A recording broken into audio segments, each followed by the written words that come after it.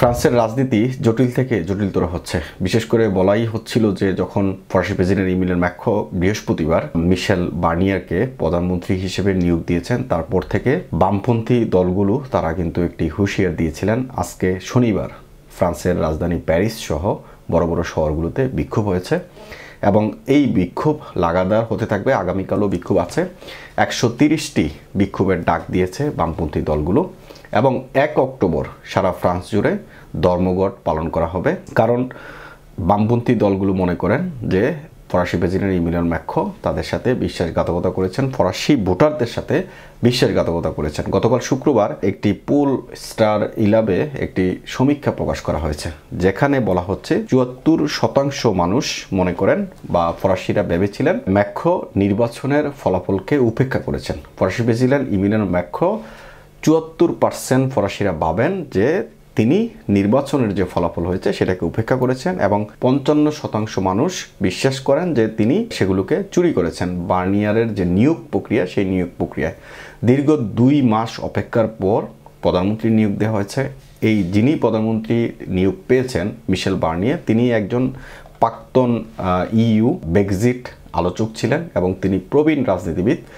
বলা হচ্ছে ফ্রান্সের সর্বকনিষ্ঠ প্রধানমন্ত্রী ছিলেন গাব্রিয়েল আতাল এবং বয়োজ্যেষ্ঠ যদি বলি তাহলে ফ্রান্সের প্রধানমন্ত্রী হিসেবে এখন যিনি নিয়োগপ্রাপ্ত হয়েছেন নতুন, তিনি হচ্ছেন সর্বজ্যেষ্ঠ। কারণ ফ্রান্সে প্রজাতন্ত্র যখন শুরু হয় তারপর থেকে এই পর্যন্ত যতগুলো প্রধানমন্ত্রী নিয়োগপ্রাপ্ত হয়েছেন তার মধ্যে তিনি সবচেয়ে বয়স্ক। তার বয়স 73 বছর। তার সামনে নতুন নতুন অনেক চ্যালেঞ্জ এবং আজকে শনিবার প্যারিস সহ সব বড় বড় শহরগুলোতে বিক্ষোভ হয়েছে, যেখানে বলা হচ্ছে যে অভিযোগ আনা হয়েছে আইনসভা নির্বাচন চুরি করার অভিযোগ আনা হয়েছে ইমিলিয়ান ম্যাক্রোর বিরুদ্ধে এবং তিনি মধ্যডান মিশেল বার্নিয়ারকে প্রধানমন্ত্রী হিসেবে নিয়োগের বিরুদ্ধে প্রতিবাদ করতে এই শনিবার অর্থাৎ আজকে হাজার হাজার মানুষ রাস্তায় নেমেছে। প্যারিসের যে বিক্ষোভ হয়েছে, বিক্ষোভ প্রতিবাদ হয়েছে, সেটা প্লাস দুলা বাস্তিল থেকে পদযাত্রা করে রিপাবলিকই শেষ হয়েছে। এছাড়াও অন্যান্য শহরগুলোতে বিক্ষোভ হয়েছে। মূলত এই যে নতুন প্রধানমন্ত্রী, ব্রেক্সিট আলোচক, প্রধান আলোচক এবং প্রবীণ রাজনীতিবিদ প্রধানমন্ত্রী হিসেবে তার নামটি আসার পর থেকে তার সামনে নতুন নতুন নানা চ্যালেঞ্জ।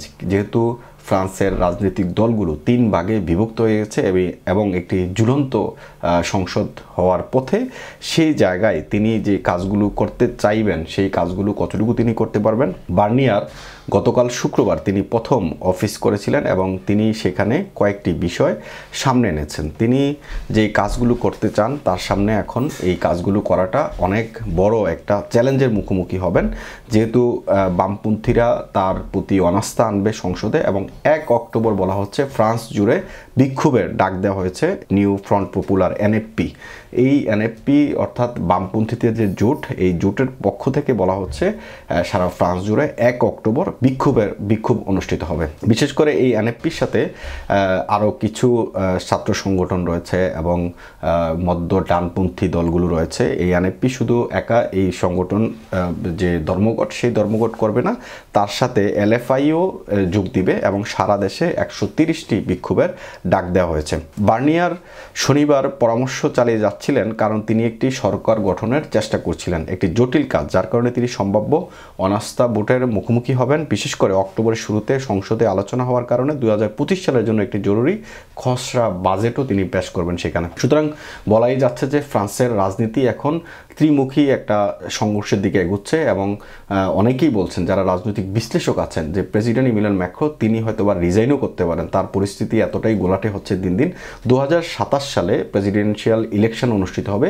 সেই ইলেকশনের আগে হয়তোবা তিনি মধ্যবর্তী যেমন সংসদ ভেঙে দিয়ে আগাম নির্বাচন দিয়েছিলেন, প্রেসিডেন্সিয়াল ইলেকশনের ক্ষেত্রেও হয়তোবা সেটা আগাম হতে পারে। কারণ পরিস্থিতি এতটাই গোলাটে হচ্ছে, ঝুলন্ত পার্লামেন্টের কারণে যিনি প্রধানমন্ত্রী হিসেবে নিয়োগ পেয়েছেন তার কাজগুলো তিনি কিন্তু সুন্দরভাবে সেটা সমাধান করতে পারবেন না। ফ্রান্সের রাজনীতি দিন দিন গোলাটে হচ্ছে। সামনের দিনগুলোতে কি পরিস্থিতি দেখা যায় বলা মুশকিল, কারণ এখন পর্যন্ত আমরা যেটা দেখছি চোখে, যে প্রধানমন্ত্রী নিয়োগের পরপরই কিন্তু ফ্রান্সের রাস্তায় হাজার হাজার ফরাসি রাস্তায় নেমে গেছে এবং তারা সেটা বিক্ষোভ প্রদর্শন করছে, ইমিলিয়ান ম্যাক্রোর বিরুদ্ধে নানান অভিযোগ আনছেন এবং এই সমস্ত অভিযোগের নিয়োগের বিরুদ্ধে এই প্রতিবাদ সভা কিন্তু শুধুমাত্র রাজধানী প্যারিস নয়, প্যারিসের বাইরে অন্যান্য বড় শহরগুলোতেও অনুষ্ঠিত হচ্ছে। তো সুতরাং ফ্রান্সের রাজনীতি জটিল থেকে জটিলতর হচ্ছে, সেটা একদম স্পষ্ট বোঝা যাচ্ছে। এবং আমরা অনেক রাজনৈতিক বিশ্লেষকের সাথে কথা বলেছি, যেটা বুঝতে পারছি প্রেসিডেন্সিয়াল ইলেকশন আগামী 2027 সালে অনুষ্ঠিত হওয়ার কথা। সেক্ষেত্রে যদি ফরাসি প্রেসিডেন্ট ইমানুয়েল ম্যাক্রো তিনি যদি রিজাইন করেন, তাহলে কিন্তু সেক্ষেত্রে সেটা 2027 নয়, আগাম যে কোনো মুহূর্তে এই নির্বাচনটা হতে পারে। MIB সংবাদ ও সংবাদ সংশ্লিষ্ট অনুষ্ঠান দেখতে ভিজিট করুন www.mibtelevision.tv ও facebook.com/mibtelevision.tv এবং সাবস্ক্রাইব করুন youtube.com/mibtelevision এ। MIB টেলিভিশন, সত্য খবর, সঠিক খবর।